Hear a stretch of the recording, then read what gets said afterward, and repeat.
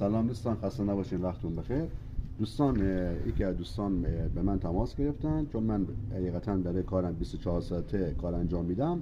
بنده خدا شهرستانی بوده، ماشین جیلی امگرن چینی، ماشینش روشن نمیشد. به من تماس گرفت، اومدم سر ماشینش و اومدم رلاهاشو نگاه کردم، به جلو رلاهاشو نگاه کردم. خب نکنین یک دونه از رلاهاش سوخته بود، من عوض کردم براش. خب اینو میخوام خدمتتون عرض کنم که وقتی ماشینتون خراب میشه، نکنین در حد این که در جر فیوز وا کنین، یک فیوز بخوان چک کنین یا یک فیوز در بیارین نگاه کنین، هیچ مشکلی براتون پیش نمیاد. حالا یک موقع این فیوز شما ندارین، از این رله نگاه، این رله در بیار، بذار اینجا، ماشین روشن شد. خب باز برید یه دیگه رله بخر، بذار سر جاش. من اینو عوض کردم، میخوام بذارم سر جاش تست کنم ببینم ماشین چجوری میشه. نگاه داشتم. خب دوست عزیز بزن آقا، ماشین حساب بزن. خب بزن آقا.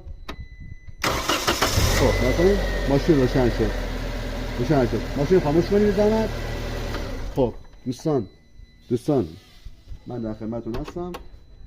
ایشالله که بتونم باز برنامه‌های دیگه پستای دیگه براتون بذارم.